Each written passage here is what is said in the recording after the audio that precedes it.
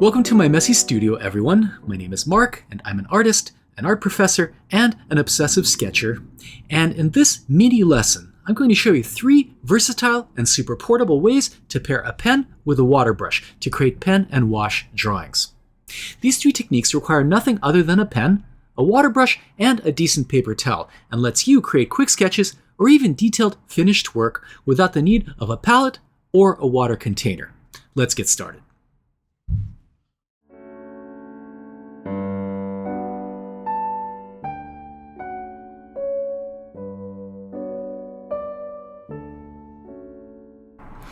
In the first technique, I put down my line work with a pen filled with waterproof ink. In this case, I used my Pilot Justus 95 pen filled with a sepia-colored ink called Lilly, which is made by Rohrer and Klingner. I have a full review of this ink on my channel, along with a few other waterproof brown inks if you're interested. But in short, it works absolutely great and is a lovely brownish-gray color that is perfectly suited for all kinds of subject matter. Once the line work is put in, I use my water brush to lift ink directly from the nib. For this to work well, you'll need a pen with a relatively generous flow, since a dry writing pen might not give you enough ink to work with. This technique takes a bit of getting used to, since you need to get a sense of how much ink is on your brush, and it's a good idea to have an area of paper, perhaps a page next to you, to test out the washes before you use them.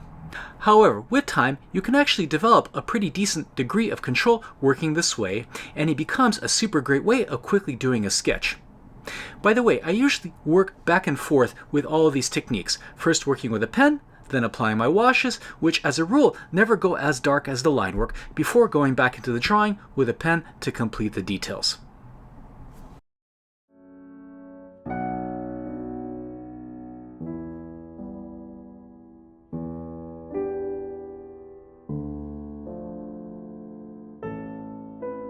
The second way of working requires you to fill your water brush with a dilution of waterproof ink. Black ink, such as Noodler's Black or Platinum Carbon Black, will work well for this purpose. But for best results, choose a gray waterproof ink. In this sketch, I'm using 1 part Noodler's Gray and 2 parts water, but the performance of the mix will vary depending on the wetness of the water brush and the paper, so you'll have to do your own experimenting to see what works best. As with the previous technique, my line work is done with Rohrer and Klingner Lilly waterproof ink. Since the wash is pre-mixed to be fairly dark, I do a few things to control the value. To get a light application, I dry up the brush tip a little with a paper towel and use a dry brush technique, where the brush barely scrapes the paper, creating a light stroke.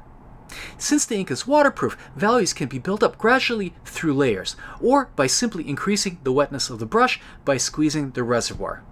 This you have to do carefully, since the ink can drip from the brush, which is something that happened in my drawing. However, with a bit of care that I took in this sketch, one can actually get a fair degree of control. Just like the second technique, I usually work back and forth, starting with line work, adding wash, and then adding some additional line work once the washes are dry. You can also, as a way of adding extra contrast, use the first technique and take ink directly from the nib if you want to go darker.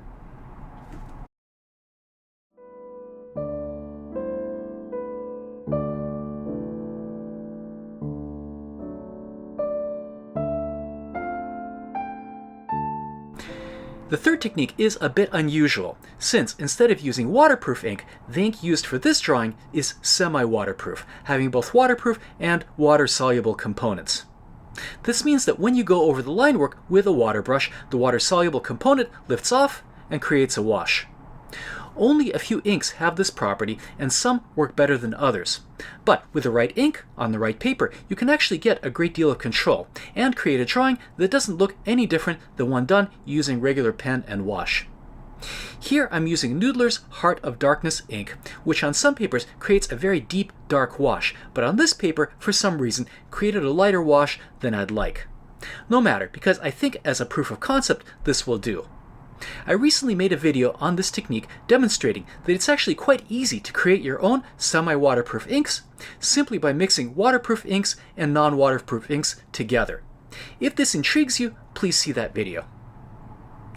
The technique here is very straightforward, but you do have to work in stages, anticipating where the washes need to be lighter or darker. This is why I put down the lines for the face first, then go over them with a light wash before tackling the hair. This type of layering allows you to control the washes without them going absolutely everywhere and creating a mess. I can also, like the first technique, lift ink directly from the nib to get additional contrast, but I actually like the fact that in this drawing, the lines are more prominent and the washes play a gentle, supporting role. I hope you found this mini lesson useful, and if you did, please subscribe and enjoy my other mini lessons, as well as my longer instructional content. Thanks so much for watching, and see you back in my messy studio very soon. Bye for now.